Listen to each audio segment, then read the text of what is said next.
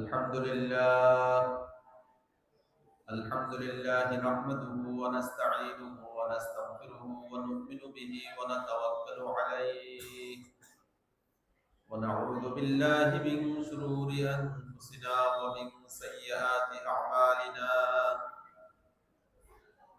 من يهده الله فلا مضل له ومن يضلل فلا هادي له ونشهد أن لا إله إلا الله وحده لا شريك له لا فريق له ولا وزير له ولا نظير له ولا مشير له ولا معين له ولا شبه له ولا شبيه له ولا مثيل له ولا مثال له ولا مثل له ولا أصل له ولا نسل له ولا كفو له ولا قبل له ولا بعد له ولا وقت له ولا زمان له ولا مكان له ولا أول له ولا آخر له ولا بداية له ولا نهاية له ولا ضد له ولا ند له ولا حد له ونشهد أن سيدنا وسندنا وطبيبنا وطبيب قلوبنا وحبيبنا وحبيب ربنا وشفيعنا ونبينا ومولانا وأولانا محمدا عبد الله ورسوله الذي أرسله الله تعالى إلى كافة الناس بشيرا ونذيرا وداعيا إلى الله بإذنه وسراجا منيرا أما بعد فأعوذ بالله من الشيطان الرجيم بسم الله الرحمن الرحيم يا أيها الذين آمنوا قوا أنفسكم وأهليكم نارا وقودها الناس والحجارة عليها ملائكة غلاظ شداد لا يعصون الله ما أمرهم ويفعلون ما يؤمرون وقال سيدنا ونبينا خاتم النبيين محمد صلى الله عليه وسلم كل مولود يولد على الفطرة فأبواه يهودانه أو ينصرانه أو يمجسانه وقال رسول الله صلى الله عليه وسلم حق الولد على الوالد ثلاثة أشياء أن يحسن اسمه إذا ولد ويعلمه الكتاب إذا عقل ويزوجه إذا أدرك وقال رسول الله صلى الله عليه وسلم خيركم من تعلم القرآن وعلمه وقال عليه الصلاة والسلام ألا كلكم راع وكلكم مسؤول عن رعيته أو كما قال النبي عليه الصلاة والسلام صدقت يا رب العالمين وصدق رسوله النبي الأمي الحبيب الكريم ونحن على ذلك لمن الشاهدين والشاكرين والذاكرين والحمد لله رب العالمين سبحانك لا علم لنا إلا ما علمتنا إنك أنت العليم الحكيم اللهم وفقنا لما تحب وترضى من القول والفعل والعمل والهدي والنية إنك على كل شيء قدير درود شريف পড়ি اللهم صل على محمد وعلى آل محمد كما صليت على إنك حميد مجيد. اللهم بارك على محمد وعلى آل محمد كما باركت على إبراهيم وعلى آل إبراهيم إنك حميد مجيد. আলহামদুলিল্লাহ, হাফেজ ছাত্রদের পাগড়ি প্রদান উপলক্ষে ওয়াবদা রোড পানের আড়ত সংলগ্ন সোনাপুর, রামগঞ্জ, লক্ষ্মীপুর ঐতিহ্যবাহী মাহফুজুল কোরআন কর্তৃক আয়োজিত আজকের এই ইসলামী জোড় ও সাংস্কৃতিক অনুষ্ঠানে আল্লাহ পাক আমাদেরকে একত্রিত হওয়ার তৌফিক দান করেছেন। আমরা এই মোবারক মজলিসে কোরআনের মাহফিলে হযরত উলামায়ে কেরামের সোহবতে উলামা তলাবাদের সাথে সান্নিধ্যে আসার বসার আল্লাহ পাক আমাদেরকে তৌফিক দিয়েছেন। এই জন্য শুকরিয়া আদায় করি আলহামদুলিল্লাহ।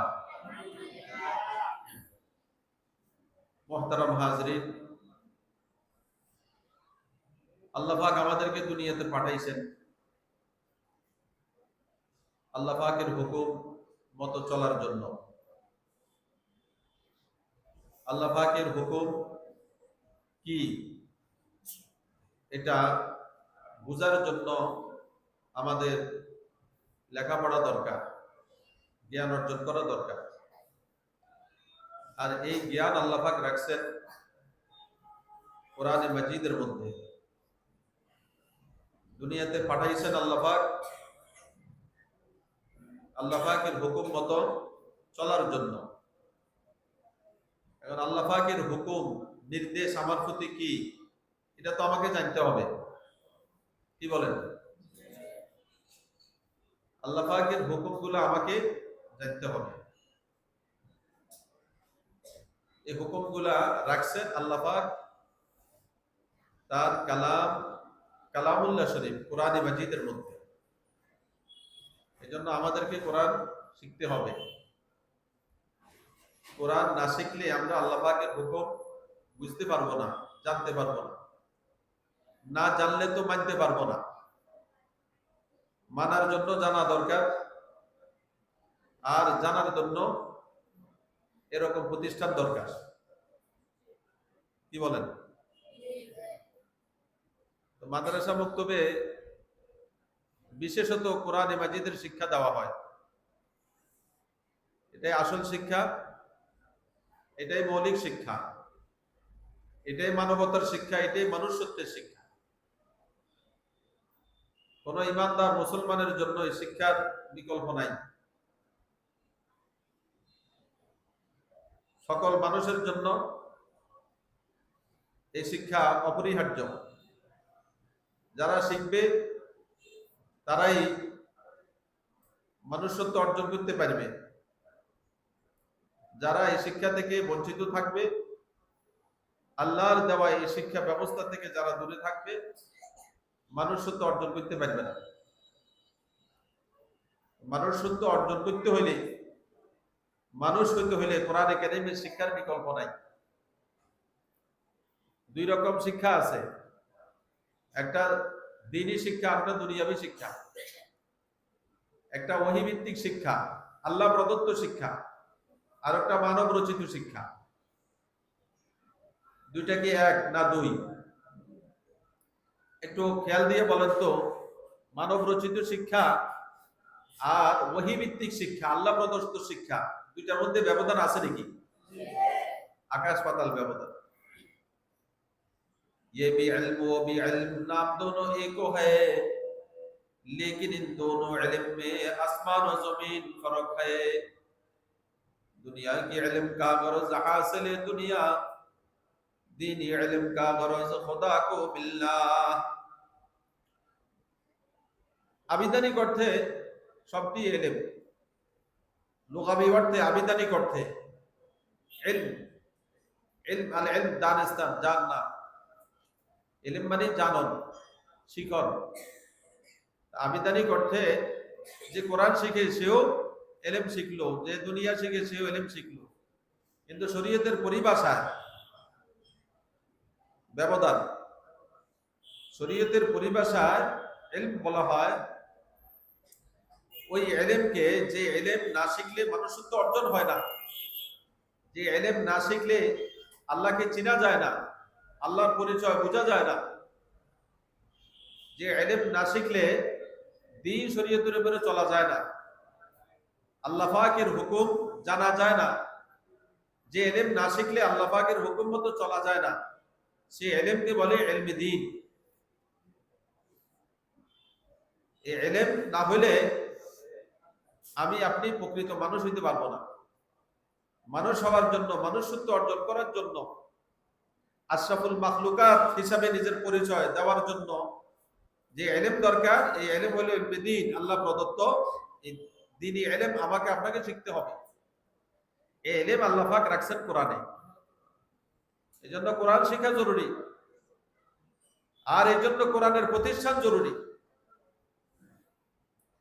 তাইলে এলেম ক প্রকার হইল? দুই প্রকার। একটা হয়েছে ইলমে দ্বীন, একটা ইলমে দুনিয়া। একটা দ্বীনি এলেম আর একটা দুনিয়াবি এলেম, দুইটার উদ্দেশ্য ভিন্ন, দুইটার উদ্দেশ্য ভিন্ন। দ্বীনি এলেমের উদ্দেশ্য হলো আল্লাহ তাআলার সন্তুষ্টি অর্জন করা, আর দুনিয়াবি এলেমের উদ্দেশ্য কি?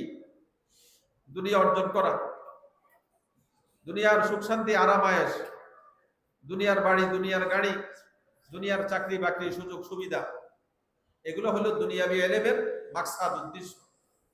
আর দ্বীনি এলেমের উদ্দেশ্য হলো আল্লাহ পাকের সন্তুষ্টি। মুহতারাম হাজরিন, এই এলেম আমাকে আপনাকে শিখতে হবে, সকল ইমানদার মুসলমানকে শিখতে হবে। সকলের জন্য আল্লাহ তাআলা এই শিক্ষা ব্যবস্থা দুনিয়াতে পাঠাইছেন। কোরআনে কারীমের এই শিক্ষা সবার জন্যই জরুরি ছিল, কিন্তু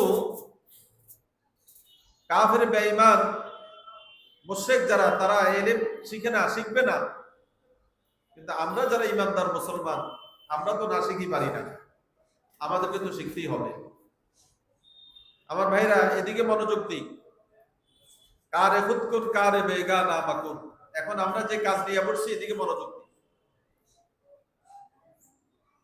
তাহলে দুনিয়াতে কোন অমুসলিম, কাফের, বেঈমান তারা যদি এই শিক্ষা অর্জন না করে, তাহলে এটা হইতে পারে, কিন্তু তার জন্য এটা দরকার ছিল।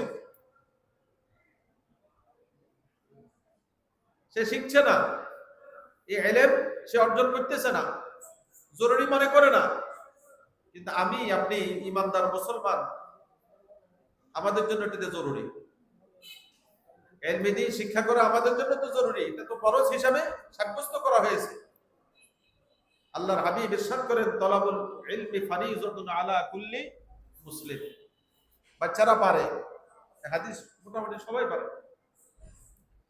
সকল ইমানদারের জন্য ইলমে দ্বীন শিক্ষা করা কি ফরজ। প্রত্যেক মুসলমানের জন্য ইলমে দ্বীন শিক্ষা করা ফরজ। আলা কুল্লি মুসলিম, এই মুসলিমের মধ্যে মুসলিমাও আছে। প্রত্যেক ইমানদার নরনারীর জন্য জরুরি ইলম শিক্ষা করা ফরজ। যতটুকু ইলম না হলে দ্বীনের উপরে চলা যায় না, যতটুকু ইলম না হলে হালাল হারাম, জায়েজ না জায়েজ বাস বিচার করে চলা যায় না, এতটুকু ইলম শিক্ষা করা কি ফরজ। এই ফরজ ইলম আমাকে শিখতে হবে, আপনাকে শিখতে হবে, সকল ইমানদারকে শিখতে হবে, আমাদের পরিবারকে শিখতে হবে, বাচ্চা কাচ্চাদেরকে শিখতে হবে। কোরআনে মাজিদ সহি শুদ্ধ করে শিখা, তেলাওয়াত শিখা, এটা ফরজে আইন। সকল ইমানদারকে কোরআনে মাজিদ সহি শুদ্ধ করে শিখতে হবে, সে পুরুষ হোক, সে মহিলা হোক, সে যেই হোক, সে চাকরিজীবী হোক, সে ব্যবসায়ী হোক, সে কৃষক হোক, সে শ্রমিক হোক, সে অফিসার হোক আর প্রফেসর হোক, সে আইনজীবী হোক,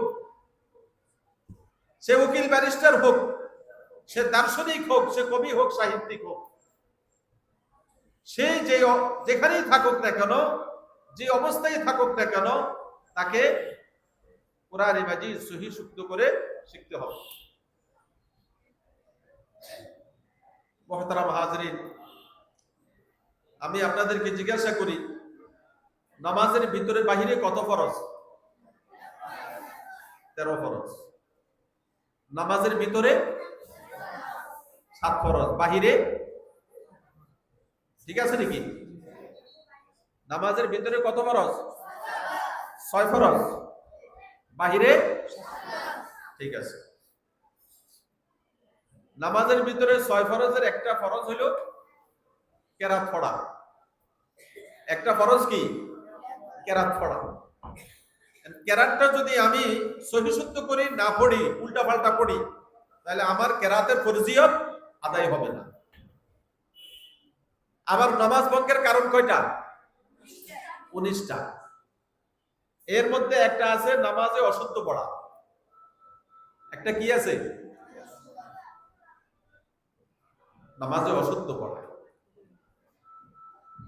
নামাজ যদি আমি সহি শুদ্ধ করতে চাই, আমার কেরাত সহি শুদ্ধ হওয়া লাগবে। কেরাত অশুদ্ধ হলে আমার নামাজও কি হয়ে যায়? অশুদ্ধ হয়ে যায়। নামাজ ভঙ্গের 19টা কারণের মধ্যে এটা একটা কারণ, যে নামাজে অশুদ্ধ পড়া। তাহলে কি বোঝা গেল? সহি তেলাওয়াত কি? ফরজ। কারণ এই ফরজ আদায় না করলে আমার নামাজের ফরজিয়ত আদায় হয় না, নামাজ শুদ্ধ হয় না। এখন আপনারা বলেন তো, কোরআন শরীফ সহি শুদ্ধ করা লাগবে কিনা? লাগবে। নামাজে কোরআন আছে কিনা? নামাজের ভিতরে কোরআন তেলাওয়াত আছে কিনা? আছে। না তেলাওয়াত শুধু ইমাম সাহেবে করে? আমরা যারা ইমামের পিছনে নামাজ পড়ি, তখন আমাদের কেরাতের জিম্মাদার ইমাম সাহেব। আল ইমামু জামিনুন, ইমাম জামিন, ইমাম দায়িত্বশীল। আমরা যখন ইমামের পিছনে নামাজ পড়ি, আমাদের কি নাই? কেরাত নাই। কথা বুঝতেছেন নি? তাহলে আমার কেরাতের জামিন, জিম্মাদার কে হইছেন? ইমাম সাহেব। আমার কেরাত নাই। কিন্তু যখন আমি একা একই নামাজ পড়ি, মুনফারিদ, একা একই নামাজ পড়ি, তখন আমার কেরাত লাগে কিনা? ফরজও লাগে, ওয়াজিবেও লাগে, সুন্নতে মুআক্কাদাতেও লাগে, নফলও কি লাগে।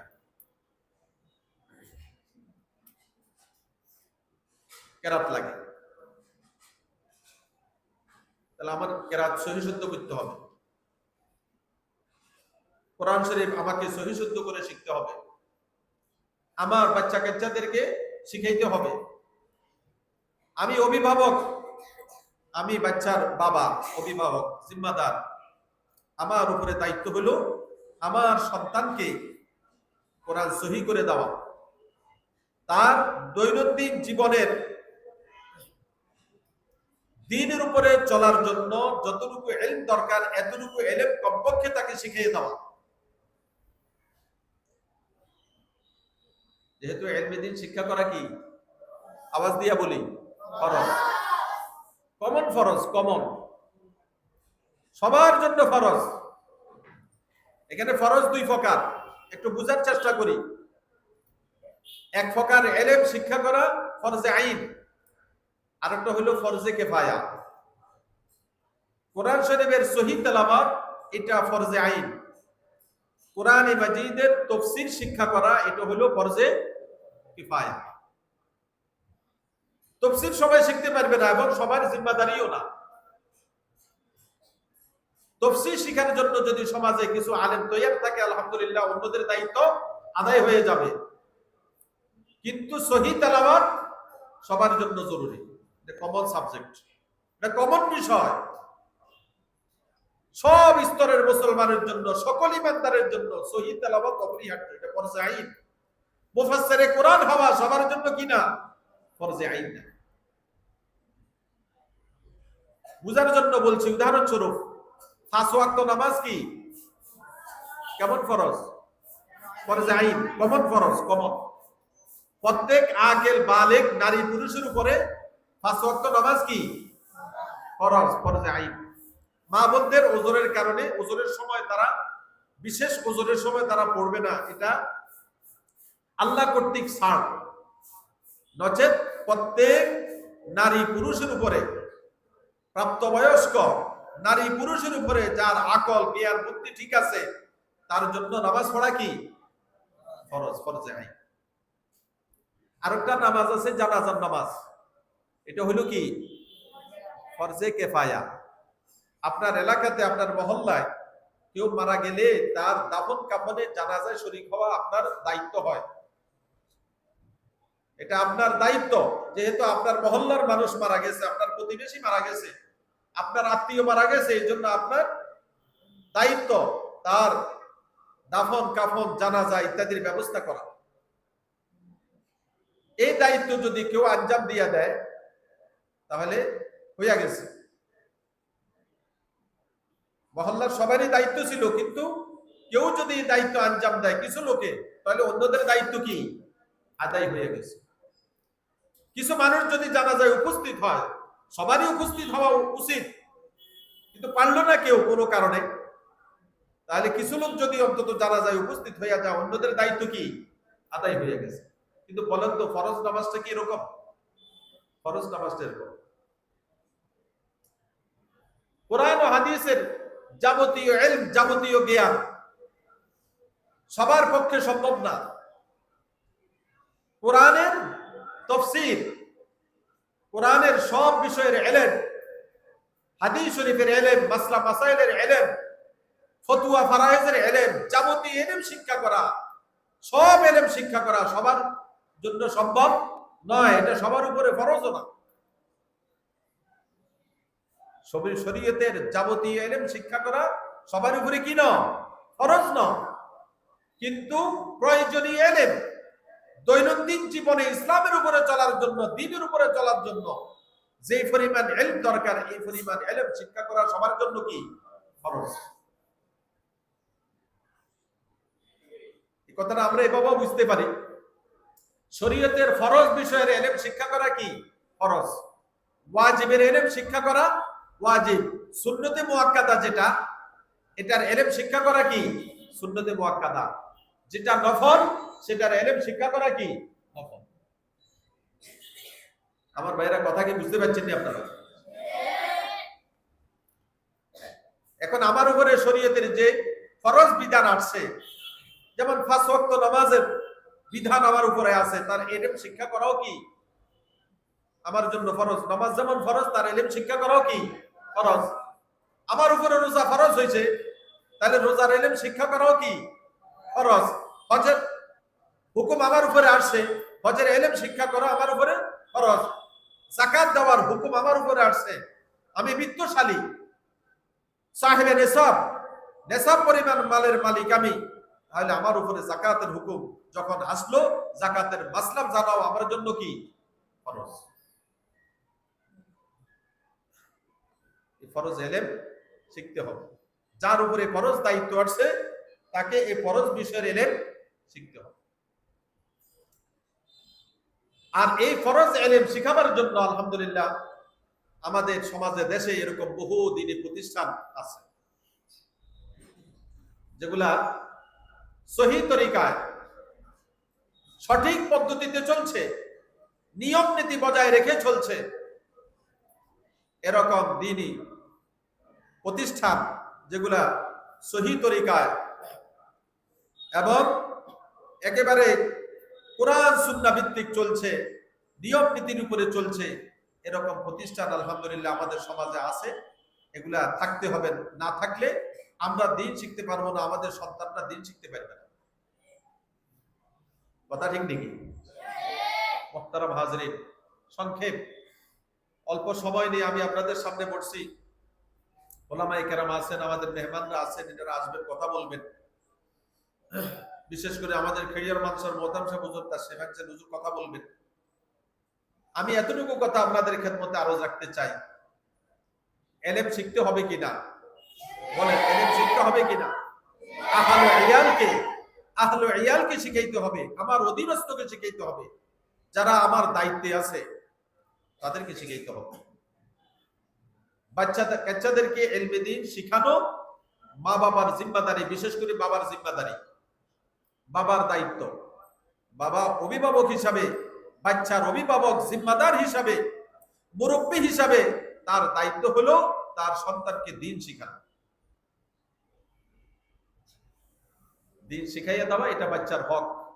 এই হক যদি বাবা আদায় না করে, অভিভাবক হিসেবে দায়িত্ব আঞ্জাম না দেয়, তাহলে কাল কিয়ামতে ময়দানে মাহশরে সে আল্লাহ পাকের আদালতে আসামির কাঠগড়ায় দাঁড়াইতে হবে যে তোমার সন্তানের যে হক ছিল তোমার উপরে, তাকে দ্বীন শিখাইয়া দেওয়া, ওযু গোসল ফাক না ফাক, হালাল হারাম, জায়েজ না জায়েজ, উচিত অনুচিত, করণীয় বর্জনীয়, বৈধ অবৈধ বিষয়গুলো শিখাইয়া দেওয়া, দ্বীনের জরুরি মাসলা মাসাইলগুলা, বিধিবিধানগুলা শিখাইয়া দেওয়া যে তোমার জিম্মাদারি ছিল, দায়িত্ব ছিল, তুমি তো সেটা করো নাই।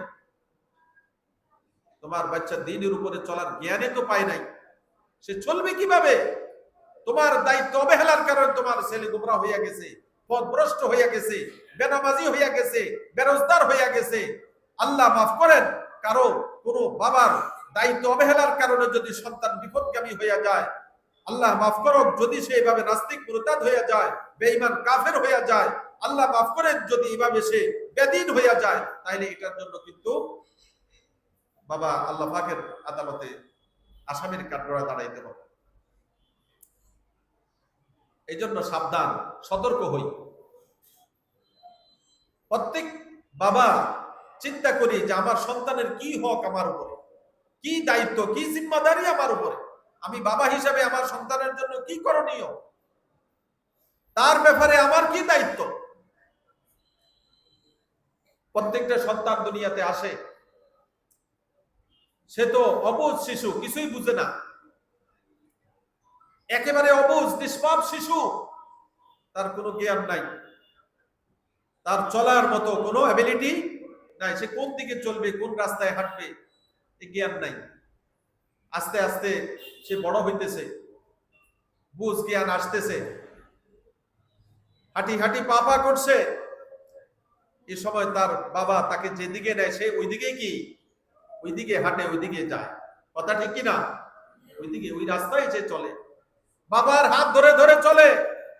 কোন বাবা যদি তার সন্তানকে এভাবে হাত ধরে কিন্ডার গার্ডেনে নিয়ে যায়, ইংলিশ মিডিয়াম স্কুলে নিয়ে যায়, তাহলে সন্তান সেখানে যায়। কথা ঠিক কিনা? বাবার হাত ধরে সেখানে যায়। আবার বাবা যদি সন্তানের হাত ধরে মাদ্রাসায় নিয়ে আসে, মাহফুজুল কোরআনে নিয়ে আসে, এরকম দ্বীনি প্রতিষ্ঠানে নিয়ে আসে, তাহলে সন্তান বাবার হাত ছেড়ে সে অন্য রাস্তায় যায় না, হাত ধরে ধরে কি এরকম দ্বীনি প্রতিষ্ঠানে আসে। কথা ঠিক কিনা? যে রাস্তায় তাকে নেয়, যে পথে নেয়, সেই ওই পথে যায়। এই জন্য আল্লাহর হাবিব ইরশাদ করেন, কুল্লু মাউলুদিন ইউলাদু আলাল ফিতরাত, প্রত্যেকটা সন্তানের স্বভাব ধর্ম হলো ইসলাম, ফিতরাতে ইসলাম, ইসলামের স্বভাব ধর্ম নিয়ে দুনিয়াতে আসে, ইসলামের উপরে চলার যোগ্যতা নিয়ে প্রত্যেকটা সন্তান ভূমিষ্ঠ হয়, দুনিয়াতে আসে। কিন্তু মা বাবার দায়িত্ব অবহেলার কারণে, মিসগাইডের কারণে সন্তান বিপদগামী হয়ে যায়, বেঈমান, বেনামাজি, বেরোজগার আর কাফের, নাস্তিক, মুরতাদ হয়ে যায়, আল ইয়াযু বিল্লাহ। এভাবে নাফরমান হয়ে যায়, সে দেখা যায় মুসলমানের সন্তান হইয়া অমুসলিম কাফেরের মতো জীবন যাপন করতে শুরু করে। কারণ কি? কারণ হইল সে তো দ্বীন শিখে নাই, কোরআন হাদিস শিখে নাই, মাসলা মাসাইল শিখে নাই, কালিমা শিখে নাই, ঈমান শিখে নাই, দ্বীনের উপরে চলার কোনো জ্ঞানই তার কাছে নাই।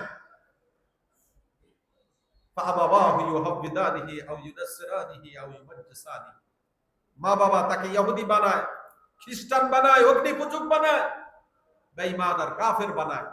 কেমনে বানায়? তাকে দ্বীনের রাস্তা থেকে মাহরুম করে, বঞ্চিত করে, উল্টা পাল্টা পথে নিয়ে যাওয়ার কারণে দেখা যায় সে ইহুদি হয়ে গেছে, নাসারা হয়ে গেছে, মজুসি হয়ে গেছে। কি ভাই, কিছু মুসলমানের সন্তান তো এরকম বিপদগামী হচ্ছে, হচ্ছে না? এটা কেন কেন হচ্ছে? কি কারণে হচ্ছে? কারণ হলো ওই সন্তানের মা বাবা সন্তানের দায়িত্ব পালন করে নাই, হক আদায় করে নাই। সন্তানের 3টা হক মা বাবার উপরে। সন্তানের বিশেষ 3টা হক আছে মা বাবার কাছে, বিশেষ করে বাবার কাছে। আমার ভাইরা, আল্লাহর হাবিবের কথা একটু খেয়াল দিয়া শুনি। সন্তানের বিশেষ কয়টা হক আছে? 3টা হক আছে। হকুল ওয়ালাদে আলাল ওয়ালিদি সালাসাতু আশিয়া। সন্তানের বিশেষ 3টা হক আছে মা বাবার কাছে, বিশেষ করে বাবার কাছে। কার কাছে? বাবার কাছে। বাবারা একটু হুঁশিয়ার হই, একটু সতর্ক হই। যে বহুত বাবা আছে উদাসীন। এখন এই যে মাদ্রাসা বক্তব্যে বাচ্চাদেরকে ভর্তি করানোর পরে দেখা যায় বাবার খবর নাই, মায় আসে যোগাযোগ করে, মায় আসে খোঁজ খবর নাই, বাবার খবর নাই। বাবা রাস্তা ঘুরে, চা দোকানে আড্ডা দেয়, টিভির সামনে বসে থাকে, আড্ডা দেয়। কথা ঠিক নাকি? কেন এত উদাসীন হবে বাবা? বাচ্চার বাবা হইয়া, অভিভাবক হইয়া কেন এত উদাসীন সে? এত বেখবর কেন? আমার বাচ্চার ব্যাপারে কি আমার খোঁজ খবর নিতে হবে না? উস্তাদদের সাথে যোগাযোগ করতে হবে, খোঁজ খবর নিতে হবে। আমার ছেলেটা তো আপনার কাছে দিলাম, ওর লেখাপড়ার কি খবর? লেখাপড়ার উন্নতি আছে? কোন পর্যায়ে আছে? খোঁজ খবর নিতে হইব না? আপনারা বলেন তো, এটা কি মায়ের জন্য বেশি দরকার না বাবার জন্য বেশি দরকার? মায়ের তো পর্দার মধ্যে থাকবেন, বাড়িতে থাকবেন। কারণ নাফি বুয়ুতিকুন্না, মাকে তো আল্লাহ নির্দেশ করছেন তুমি ঘরে থাকো, পর্দা রক্ষা করে চলো, অনিবার্য কারণ ছাড়া ঘর থেকে বাইর হইও না। মায়ের প্রতি তো আল্লাহর নির্দেশ যে তুমি পর্দায় থাকো। এখন মা ঘর থেকে বাইর হইতেছে, রাস্তায় আসতেছে সন্তানের খবর নেওয়ার জন্য, আর বাবা ঘুরে বেড়াইতেছে, আড্ডা দিতেছে। অথর্ব বাবা, অথর্ব বেকুব বাবা, সন্তানের ব্যাপারে বেখবর, উদাসীন, গাফেল। বাবাই হয়েছে কিন্তু দায়িত্ব বুঝে না। কি ভাই, এরকম বাবার সংখ্যা কি আমাদের সমাজে কম নাকি না বেশি? অনেক অনেক আছে। আপনাদের কথা বলতেছি না, আপনারা তো সচেতন। এরকম বহুত বাবা আছে, পোলাপাইনের খবর কিচ্ছু জানে না, কিচ্ছু জানে না। কি পড়লো না পড়লো, কতটুকু পড়লো জিজ্ঞাসা করলে বলতেও পারবে না। এত অবহেলা, এত অবহেলা। হুঁশিয়ার থাকতে হবে, চোখান্না থাকতে হবে, সব সময় খোঁজ খবর নিতে হবে যে আমার ছেলেটার কি অবস্থা। বয়স তো যখন 7 বছর হয় তখন তার পড়ালেখার সুনির্দিষ্ট বয়স, সুনির্দিষ্ট বয়স। 7-এর আগে যদি সে কিছু পড়তে পারে আলহামদুলিল্লাহ, ভালো। না পড়লে প্রেসার দেওয়া যাবে না। হাদিস শরীফে আছে, আল্লাহর হাবিব ইরশাদ করেন, পুরো আওলাদাকুম বিসসালাহ ওয়া হুম আবনাউ 7 সিনিন ওয়াযরিবুহুম ওয়া হুম আবনাউ 10 সিনিন। তোমার সন্তানের যখন 7 বছর বয়স হয় তখন তাকে নামাজের নির্দেশ করো, নামাজের আদেশ করো। তা নামাজের আদেশ কত বছর বয়সে? 7 বছর বয়স। অন্যান্য আদেশও 7 বছর, 7-এর আগে না। এর আগে যদি সে কিছু লেখাপড়া করে ভালো, না করলে প্রেসার দেওয়া যাবে না, চাপ সৃষ্টি করা যাবে না। এখন পড়ালেখার বয়স হলো, তাকে পড়ালেখায় দিয়ে দাও। দেওয়ার পরে প্রথম বছর কি পড়লো, দ্বিতীয় বছর কি পড়লো, তৃতীয় বছর কি পড়লো, সপ্তম বছরে, এই 7 বছর বয়স যখন হলো, এই সপ্তম বছরে 1 বছরে তার লেখাপড়া কি হলো, অষ্টম বছরে কতটুকু হলো, নবম বছরে, দশম বছরে কতটুকু হলো, প্রতি বছরের পড়ালেখার হিসাব দিতে হবে। কথা ঠিক আছে? এই বছর সে কি পড়লো, হুজুরের সাথে কথা বলতে হবে, যোগাযোগ মেনটেন করতে হবে, জিজ্ঞাসা করতে হবে যে হুজুর আমার ছেলেটা এই বছর কি লেখাপড়া করলো, এই বছরে তার লেখাপড়ার কতটুকু উন্নতি হলো।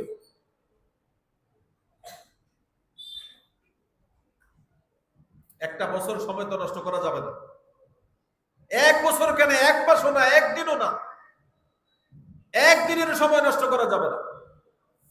প্রতিদিন পারলে খবর নেন, প্রতিদিন খবর নেন, প্রতিদিন যোগাযোগ করেন। আজকে সবক শুনেছে কিনা, আজকে সবক দিতে পারলো কিনা। সচেতন হওয়া দরকার। সচেতন মা বাবার সন্তানেরা মানুষ হয়। যে মা বাবা বাচ্চাদের ব্যাপারে সজাগ সচেতন, আলহামদুলিল্লাহ সেই মা বাবা সন্তানেরা মানুষ, এটাই বাস্তবতা। তো সন্তানের তিনটা হক আছে। কয়টা হক?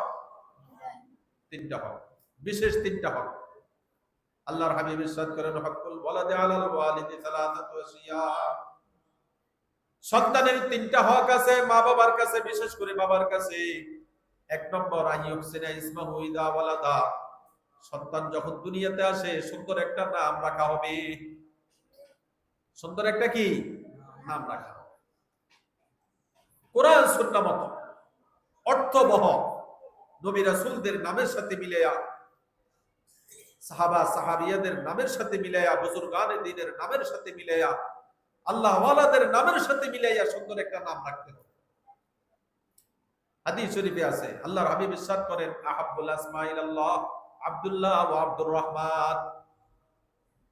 আল্লাহ পাকের প্রিয় নাম ছেলেদের নামের মধ্যে একটা হলো আব্দুল্লাহ, আরটা হলো কি আব্দুর রহমান। আব্দুল্লাহ, আব্দুর রহমান। হাদিস শরীফে আছে, আল্লাহর হাবিব ইরশাদ করেন, ইন্নাকুম তুদআউনা ইয়াওমাল কিয়ামাতি বিআসমাইকুম ওয়া আসমাই আবাইকুম ফাহাসিনু আসমাকুম। তোমাদেরকে কিয়ামতের দিন তোমাদের নামে, তোমাদের পূর্বপুরুষের নামে আহ্বান করা হবে, ডাকা হবে, এই অমুকের ছেলে অমুক, এই অমুকের ছেলে অমুক, কোথায় তুমি? নাম ধরে, বাবার নাম ধরে ডাকা হবে। আল্লাহর হাবিব ইরশাদ করেন, ফাহাসিনু আসমাকুম। সুতরাং তোমরা তোমাদের সন্তানের সুন্দর নাম রাখো, অর্থবহ নাম রাখো। সুন্দর নাম রাখা, অর্থবহ নাম রাখা, এটা সন্তানের হক। কার হক? আরে কন্যা, আমার সন্তান আল্লাহর দেওয়া নিয়ামত। আল্লাহর দেওয়া নিয়ামত। কত মা বাবা আছে সন্তানের জন্য ব্যস্ত, হয় না? এরকম নিঃসন্তান দম্পতি আছে কিনা? আছে। নিঃসন্তান মা বাবা, মা বাবা করতে কি হবে, সন্তানই তো নাই, সন্তানের জন্য ব্যাকুল বিচ্ছাইন হইয়া আছে, সন্তানের মুখ দেখে না। আল্লাহ দিছেন এই নিয়ামত, সন্তান আল্লাহর দেওয়া কি আবার আমানত। আমানত হেফাজত করতে হবে, আমানতের সংরক্ষণ করতে হবে। একদিকে নিয়ামত, আর একদিকে কি আমার আমার সন্তান, আমি তার নাম রাখলাম কি দুলাল্লা, সাগর সমুদ্র সৈকত, কথা কন না। আবার হেজ্জাও রাখে, কি রাখে? হেজ্জা। আমাদের রামগঞ্জে এক জায়গায় আমি দাওয়াতে গেছি, মাহফিলে প্রোগ্রামে, আল্লাহ তো ডাকছে হেজ্জা করে। আমি বললাম যে ভাই হেজ্জা কি? আবার আমাদের এখানে হেজ্জা আছে। সন্তানের নাম রাখছে কি হেজ্জা, কাল্লা, সবন্যা, দুলাল্লা, সাগর সমুদ্র সৈকত, কতক্ষণ আসেনি? একটা আরবি সুন্দর নাম রাখবে, পায় না। তো না পাইলে আলেমদের কাছে যাও না, আলেমদেরকে জিজ্ঞাসা করো না। নিজে না জানলে কাকে জিজ্ঞাসা করতে হইব? আলেমদেরকে জিজ্ঞাসা করো। অনেকে আছে আলেমদের কাছেও যায় না, আলেমদের কাছে যাওয়ার প্রয়োজন অনুভব করে না, নিজের ইচ্ছা মতো চলে, বুঝ মতো চলে, তো ভুল করে। না জানলে তো আলেমদেরকে জিজ্ঞাসা করতে হবে। আমার সন্তান দুনিয়াতে আসছে, আমি নামটা কি রাখবো আমি জানি না, আলেমকে জিজ্ঞাসা করি। সুন্দর নাম রাখা এটা সন্তানের কি হক? বলেন কার হক? উল্টাপাল্টা নাম রাখলে ক্ষতি আছে, নামের তাসির আছে। মুহতারাম হাজরিন, হাকিমুল উম্মত মুজাদ্দিদে মিল্লাত আশরাফ আলী থানভী রাহমাতুল্লাহ আলাইহির মাওয়াইজের মধ্যে একটা ঘটনা দেখছি। এক লোক তার ছেলের নাম রাখছে কলিমুল্লাহ। কি নাম রাখছে? কলিমুল্লাহ। কলিমুল্লাহ নাম খারাপ না।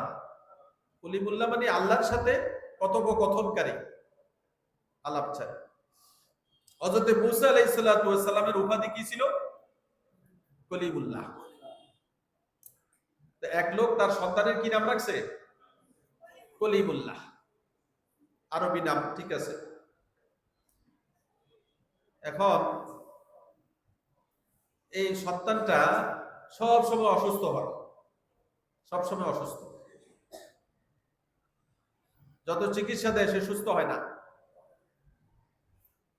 অনেক সময় আমরা এভাবে চিকিৎসা নিতে যাই, যদি ব্যর্থ হই তখন একটু হুজুরের কাছে যাই, যে হুজুর কত ওষুধ খাওয়াইলাম, বাচ্চাটা কি হয় না, সুস্থ হয় না। তখন একটু হুজুরের কাছে নেই, কি বলে ঠিক না, হুজুর একটু হুমাইয়া দেন, কি হয়েছে, বাচ্চাটা সুস্থ হয় না, কত ওষুধ খাওয়াইলাম, কত ডাক্তার দেখাইলাম। তো ওই লোক বাচ্চারা নিয়ে আসে কার কাছে, হুজুরের কাছে। হুজুরকে হযরত থানভী রহমতুল্লাহ আলাইহি, হাকিমুল উম্মত মুজাদ্দিদে মিল্লাত আশরাফ আলী থানভী রহমতুল্লাহ আলাইহি। ছোটখাটো হুজুর না, অনেক বড় জবরদস্ত হুজুর, বিখ্যাত হুজুর। হুজুরের কাছে নিয়ে আসে। তো হুজুরে জিজ্ঞাসা করলেন, তোমার বাচ্চার নাম কি? হুজুর বাচ্চার নাম হইল কালিমুল্লাহ। বাচ্চার নাম কি? কালিমুল্লাহ। হুজুর বুঝতে পারছেন আলেমদের বসিরত থাকে, অন্তর্দৃষ্টি থাকে, আলেমদের এমন জ্ঞান আল্লাহ পাক দান করেন যেটা সাধারণ মানুষের থাকে না। যে জ্ঞান সাধারণ মানুষ, সাধারণ শিক্ষিতরা, দুনিয়ার জেনারেল শিক্ষিতরা যে জ্ঞান লাভ করতে পারেন, আল্লাহ পাক স্পেশাল বিশেষ কিছু জ্ঞান আলেমদেরকে দান করেন। হযরত থানভী রহমতুল্লাহ আলাইহি বুঝতে পারছেন কোন জায়গায় সমস্যা। হাকিমুল উম্মত বুঝতে পারছেন যে তোমার ছেলের নামের মধ্যে সমস্যা। কালিম কালমুন থেকে আসছে। কোথা থেকে আসছে? কালমুন। কালমুন মানে হলো কাফ লাম মিম। এই কালমুন মাদ্দা থেকে যে শব্দটাই হয়েছে সেখানে আঘাতের কথা, জখমের কথা আছে, ব্যথার কথা আছে। তো কালিম, কালিমা, এগুলা মানুষের দিলের মধ্যে আঘাত করে। কথায় মানুষের দিলের মধ্যে কি করে? আঘাত করে। কবির একটা ছন্দ আছে, যারা হাদিস সিনানে লাহালতিয়ামু ওয়ালা ইয়ালতামু মা জারাহাল লিসানু। কইছে নেজার আঘাত শুকায়, তীরের আঘাত, ভল্লমের আঘাত শুকায়, কিন্তু কথার আঘাত কি শুকায় না। তো কথা এটা আঘাত করে, দিলের মধ্যে আঘাত করে। তোমার ছেলের নামের মধ্যে অসুস্থতা লুকাইয়া আছে, আঘাত আর ব্যথা লুকাইয়া আছে। এখন থেকে তার নাম আমি পরিবর্তন করে দিতেছি, তার নাম হবে সলিমুল্লাহ। নাম কি হবে? সলিমুল্লাহ। সলিম শব্দটা সালমত থেকে উদ্গত, সালমত থেকে সলিমের উৎপত্তি। এখন থেকে তার নাম হবে সলিমুল্লাহ। আল্লাহ পাকের দয়ার মেহেরবানি, নাম পরিবর্তনের পর থেকে সে কি হয়ে গেছে? সুস্থ হয়ে গেছে। তাহলে নাম সঠিক হওয়া জরুরি কিনা? নামের মধ্যে সমস্যা হয়, নাম রাখলে নামের আসর ব্যক্তির উপরে পড়ে। এই জন্য সুন্দর সঠিক নাম হওয়া দরকার, অর্থবহ তাৎপর্যপূর্ণ নাম হওয়া দরকার। নামের বিরাট একটা প্রভাব আছে, আসর আছে।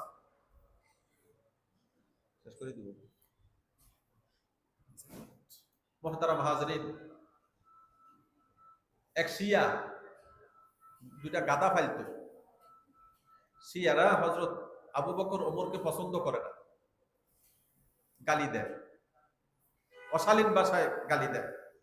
তো এক শিয়া যেহেতু হযরত আবু বকর ওমরকে পছন্দ করে না, এই জন্য সে তার দুইটা গাদা, একটা গাদার নাম রাখছে আবু বকর, আর একটা গাদার নাম রাখছে কি? ওমর। এটা অপমান করার জন্য করছে সে। যেহেতু সে হযরত আবু বকর ওমরকে পছন্দ করে না, এই জন্য এরা বেদাতি, এরা হলো গুমরাহ। আমার ভাইরা কথা বুঝেন নাকি? এই জন্য এরা ফেরাকে বাতিলা, বাতিল ফেরকার অন্তর্ভুক্ত। এরা আহলে সুন্নাত ওয়াল জামাতের মতাদর্শে বিশ্বাসী না, এরা ফেরাকে বাতিলার অন্তর্ভুক্ত। শিয়া, রাফিজি, খারিজি এরা হলো বাতিল। আহলে সুন্নাত ওয়াল জামাতের অন্যতম এক আদর্শ হলো, আকীদা হলো তাফজিলুশ শাইখাইন। উম্মতের মধ্যে হযরত আবু বকর ওমরকে সবার উপরে ফজিলত দেওয়া। আল্লাহর হাবিব ও উম্মতের মধ্যে, আল্লাহর হাবিবের উম্মতের মধ্যে সবার আগে মর্যাদা কার? হযরত আবু বকর, এরপরে হযরত ওমর। এই আকীদার বিশ্বাস রাখতে হবে, এই আকীদা পোষণ করতে হবে। আহলে সুন্নাত ওয়াল জামাতের নিয়ম নীতির উপরে আসতে হলে, থাকতে হলে এই আকীদা বিশ্বাস পোষণ করতে হবে। এখন যেহেতু শিয়া বাতিলপন্থী, গোমরাহ। এই জন্য সে করছে কি, তার দুইটা গাদার একটার নাম রাখছে কি আবু বকর, আরেকটার নাম রাখছে ওমর। ঘটনাক্রমে একদিন এশিয়া তার একটা গাদার লাথি খাই মারা গেছে। গাদা এমন জায়গায় এমন ভাবে লাথি দিছে, লাথির লগে কি শেষ। ঘটনা তদন্ত করে দেখলো ওই দুই গাদার মধ্যে যেই গাদাটা ছিল ওমর নামী, ওই গাদার পাশে সে মরা পড়ে রয়েছে। কথা কি বুঝতে পারছেন নি? কোন গাদার লাথি খাইছে? ওমর নামী গাদার লাথি খাইছে, খাইয়া শেষ।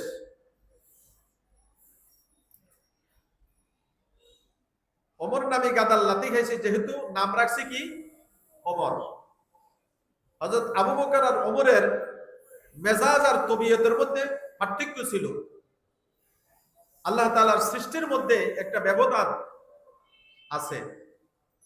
প্রত্যেকটা মানুষের স্বভাব চরিত্রের মধ্যে আমরা ব্যবধান লক্ষ্য করতেছি। যত মানুষ তত স্বভাব তত চরিত্র। কথা ঠিক নেই? দেখা যায় উম্মতের মধ্যে নানান কিসিমের উম্মত, নানান কিসিমের, কেউ নরম কেউ গরম, কেউ খুব চতুর আবার কেউ খুব সরল সহজ। কথা ঠিক নেই? হযরত আবু বকর সিদ্দিক রাদিয়াল্লাহু তাআলা আনহু খুব নরম স্বভাবের মানুষ ছিলেন।